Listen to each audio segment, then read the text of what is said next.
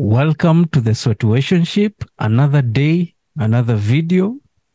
Class in session with the one and only Dan from Rafischer.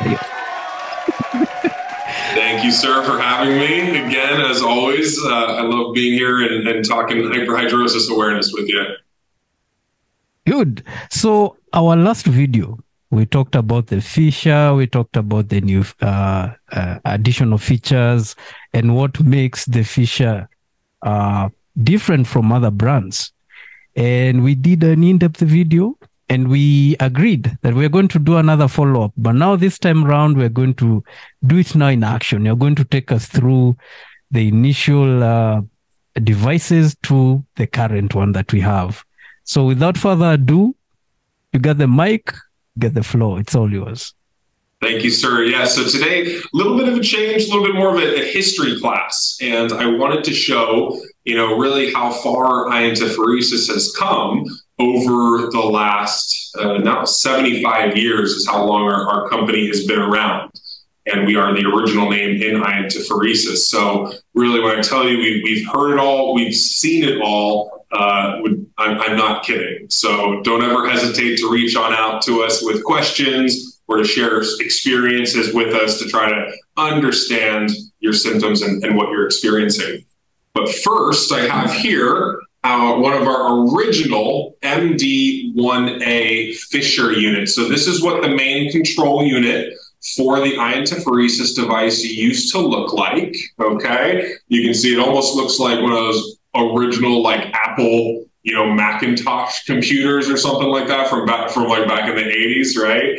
The big old fan vents and stuff. Here, let me get nice and close to this camera so you can get a good look-see at this thing. But here you've got the meter, okay, which is how you're gauging your milliampere output. You've got the intensity gauge right here, the power output, some switches, black, red, and just it looks like this is something that belongs in a medical setting, right? Maybe a little bit intimidating for people. So the next iteration of the main control unit was this one right here, which is our MD2. It has this weird handle thing, which hope I'm not breaking it, but that sounds fine. So you can see that what they improved with the MD2 was a couple of things. So they added an LCD screen, so it was a little bit more user-friendly with the buttons, and it now also featured an automatic polarity switch. So unlike the MD1, where someone had to be present with the patient to flip the switch halfway through the treatment, with the MD2 unit, it was the first time that a patient could be truly self-sufficient with their iontophoresis treatment. But you can still see that this thing is pretty bulky. You got the big old power cord and things like that. And what this would fit into was the old briefcase style of trays, right? Where the trays doubled as the carrying and storage case. But what resulted was those lips on the end of the case wasn't very comfortable for your wrists and things, right? So we had talked about on our new trays, the ergonomic wrist rest, right? So it's more comfortable, okay, versus those old cases and trays digging into your wrists. But back to the main control units, because you see how big and boxy these things used to be, right? Imagine traveling with that. Imagine hauling it out of your closet, to do your treatments, how often your schedule was, especially to start when you're starting out every other day. Now look how small this thing is. Okay, and this is the new main control unit for our current Fischer. You can see it has the LCD screen, but it's only got a 3-button interface. It's incredibly easy to use. It has a built-in memory function. So even though there are 3 buttons, technically it's a one-touch start. So as soon as you plug it in and turn it on, you just press the button one time. The device has already remembered your previous session's settings, so you don't have to flip through anything. Some other devices out there, they try to market the idea of presets as something that's being more user-friendly, when in fact it's the opposite. And the reason being is when you have presets, the other devices actually limit the milliampere output, which is something a lot of patients don't look into. So patients might, ask, what's the range of your iontophoresis device? How high does it go? Well, our Fischer here, it goes from 1 to 30 milliampere, and that's regardless of the area being treated. So whether it's your hands, your feet, your underarms, or even another part of the body, you still have that full milliampere range at your disposal. And that's important because everyone's body chemistry is different. So what works for one patient might not work for another. And you really do have to find the right combination of settings that work for you. With other iontophoresis devices and then building in presets, they limit the milliampere output. There's actually a very technical reason why they do this.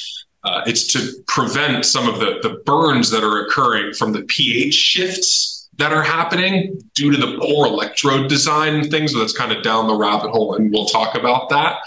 But with those presets, imagine treating your underarms and the max milliampere output is 8. And with your hands, it's 15. And it's only with your feet does the device reach the full 25 milliampere that is advertised with some of the other devices. So let's say I'm a patient who has maybe a higher resistancy than most, and I treat my hands at an 18, which I have plenty of patients who treat at that, maybe even higher levels. Now with other devices, I might actually have to use the feet preset in order to reach my proper milliampere output, but I'm using it to treat my hands, which is now not in the instructions for use of how to use the device. So it doesn't entirely make sense of the preset concept. And additionally, even if I was treating my hands at, say, a 10, when I navigate to the preset and it goes automatically to 15, I now have to hit the button 5 times to get back down to 10, right? So patients will ask us sometimes, well, how come the Fischer doesn't, have presets? And the reason we explain to them is because you don't want that. Everyone's body is different. You really want the full milliampere range. And then you've got the one-touch start. So forget presets. With the memory, this device is much faster to start. With the interface, it's much easier to use. It's much easier to travel with. And a big thing too, especially for international patients.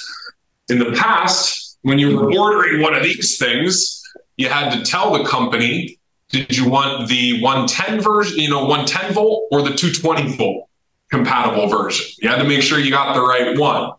Now that's no longer an issue. The Fischer main control unit here is both 110 and 220 volt compatible. So you don't need to worry about those differences. You don't need to buy a voltage adapter or anything like that. So here you can see the evolution of the iontophoresis main control unit.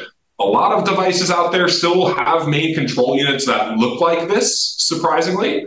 And even for ones that have gone smaller and more compact, you want to make sure that it's not sacrificing effectiveness for size, right? Because you want to make sure that you have something that's going to have a strong enough current and that wide enough milliampere range to treat effectively.